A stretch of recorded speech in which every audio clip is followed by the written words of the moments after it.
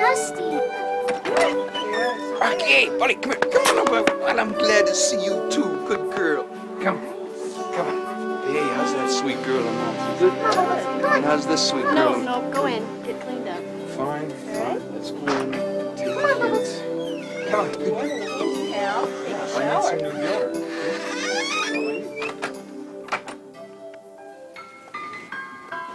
Oh, look who's here.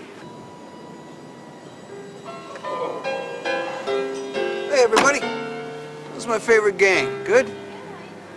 Good. Rocky, hey, come here. Hey, Rocky. What's up? What's wrong? Rocky, come here. Come on. Come on.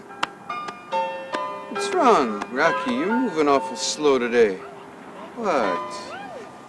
Huh? You all right? What? I don't know what it is. He's been like that all day.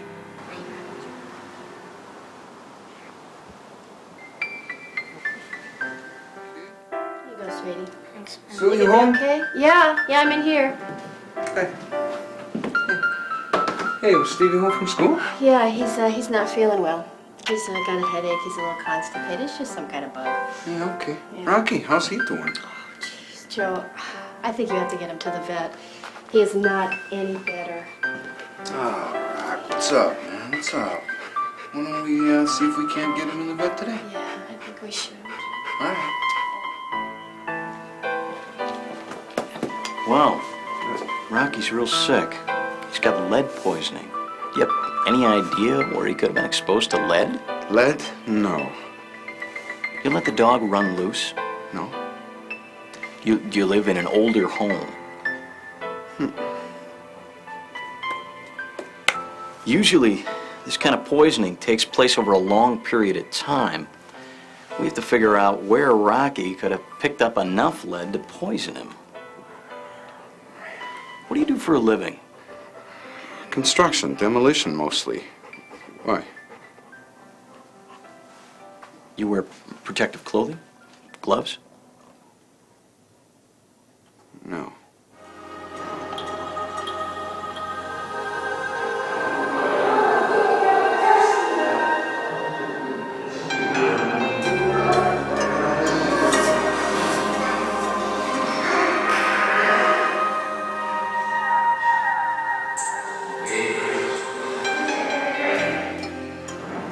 I think we need to get your whole family tested right away.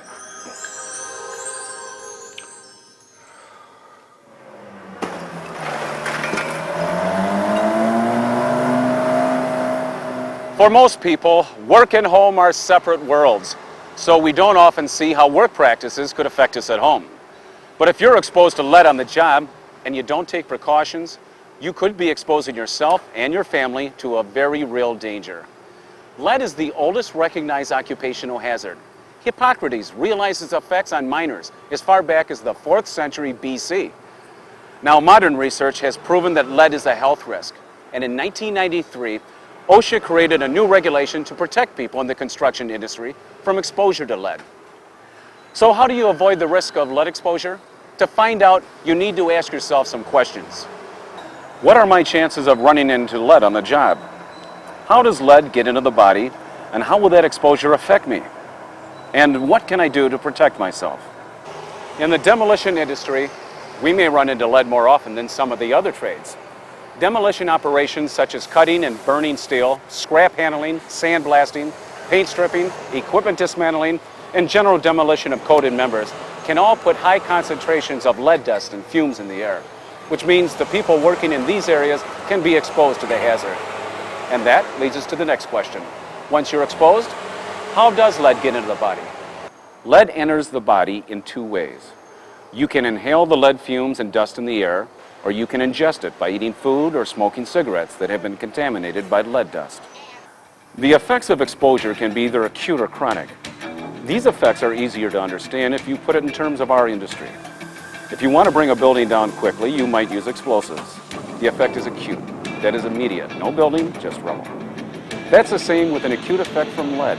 You'll feel the symptoms right away. On the other hand, you can take down a building piece by piece. It's going to take a while, but you'll eventually have the job done. That's the chronic effect. Exposure to small amounts of lead over a long period of time may affect you years after exposure. You see, the problem with lead is that it builds up in our bodies. Our bodies can handle a small amount and get rid of it naturally.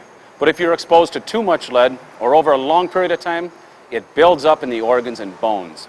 Your body experiences what they call lead burden, and that can cause real problems. So what does lead do to your body?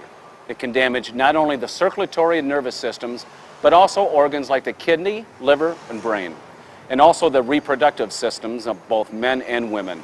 It can mess up your sex life and even cause birth defects. If you want to know what the symptoms of lead overexposure are really like, let's talk to some people who know firsthand. The symptoms that I had were numbness, tingling throughout my body. When I lay down, I didn't know if I was going to keep getting dizzier and dizzier and hit a state of unconsciousness. That's how bad I was. Acutely, lead can cause numbness and tingling of the hands and the feet. It can cause irritability, mood swings, that sort of thing. It can cause decreased sex drive and infertility problems in men and women. And over the long haul, it can cause kidney damage and toxicity to the brain. There's no doubt about it, lead exposure is bad. But how much lead can cause problems? OSHA has determined how much lead we can be exposed to using a measurement based on an 8-hour period. Air monitoring is used to find out the amount of exposure. Air monitoring is done when someone on the site wears a personal sampling pump while performing a task. This pump measures the exposure level by simulating the rate and volume of air a person breathes, and then measuring the amount of airborne dust on a filter. Then the filter is sent to a lab, which will send back the testing results. Air monitoring works well, but if you're on a short job, you'll be done with the work before the results get back. So there are a couple of other ways to determine lead exposure. One way is to use air monitoring results from an earlier job that had similar operations and worksite conditions. You can also check the blood lead level of employees that have been exposed to lead. But the best way to find out what the exposure is and how to protect yourself is to ask your supervisor. Basically, you can protect yourself in two ways: with engineering controls and safe work practices. Engineering controls are the first way to prevent lead exposure. These are on-the-job methods of cutting down the hazards from lead. Some engineering controls include using exhaust ventilation with a dust collection system to capture dust and fumes right at the source, using long-handled torches or shears for cutting operations, which gives operators some breathing room. Vacuum blasting on steel structures instead of open air blasting reduces the lead hazard, and using vacuum trucks for major cleanup when needed. When it's practical, using sealed enclosures with negative ventilation and HEPA filters around lead-producing operations will also prevent exposure. Another engineering control is limiting exposure to the smallest number of people possible. You can do this by keeping work areas where lead exposure is a risk, regulated and off-limits to all employees except those required to do the work. Engineering controls are the first line of defense, and they should go a long way in reducing the risk of lead exposure. But there's another way to reduce the risk, and that's by using safe work practices, which include personal protective equipment. How do you know what kind of protection you need? Your employer will provide you with the proper respirator, and he'll train you how to use it. But it's a safe bet. For using a torch, you're going to need a respirator. Now, there's a number of different respirators. Now, here are 4 that are commonly used. A cartridge-type respirator with a half mask is effective for low-level exposures. The cartridges used are HEPA cartridges, designed to protect you from lead and asbestos, and they're usually magenta-colored. A powered air purifying respirator, or PAPR, uses a blower to pass air through a filter, which removes the contaminants, giving you filtered air inside of a hood or a facepiece. This kind of respirator is self-contained and battery-powered. It's important to know that if there's no oxygen in the air, these respirators can't help you. They only filter the available air. They don't provide an air supply. If your work requires you to enter an oxygen-deficient atmosphere, you'll want to use one of these respirators. An airline respirator uses a supply line to deliver a source of clean air to the facepiece. This system supplies air from another location and must be used with an emergency escape bottle. A self-contained breathing apparatus, or SCBA, uses an air supply tank on the user's back to provide clean air to the full facepiece. Your supervisor will help you determine which respirator is right for the job, but having the right respirator isn't enough. The respirator must also be properly fitted, because if it doesn't fit right, it's not going to protect you from the hazard. I know what some of you are thinking, and there's just no getting around it.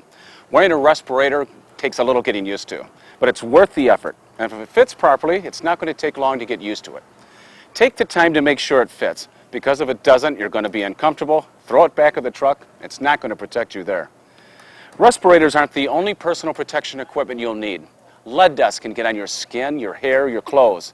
So it's important that you also wear protective clothing. Coveralls, gloves, hats, shoes, or shoe covers should be supplied to you at least once a week. And if your exposure level is high, you may have to change more often. The kind of protective clothing you need depends on the task you're doing and the amount of lead you'll be exposed to. To keep lead out of clean areas, take off protective clothing at break time or at the end of the day, and remove lead dust by vacuuming or going through a decontamination facility.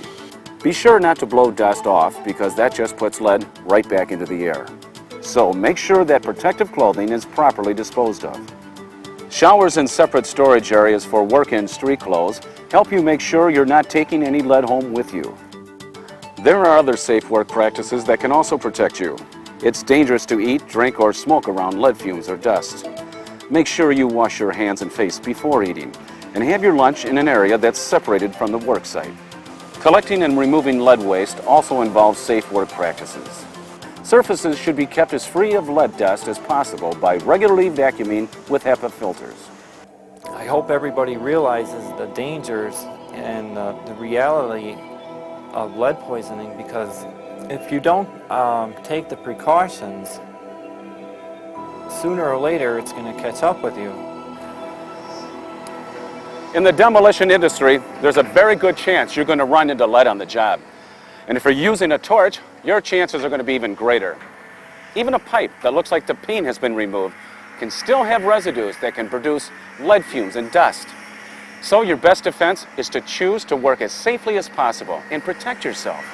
Engineering controls such as HEPA vacuums and safe work practices such as personal protective equipment and washing your hands can all help reduce the risk of exposure and contamination.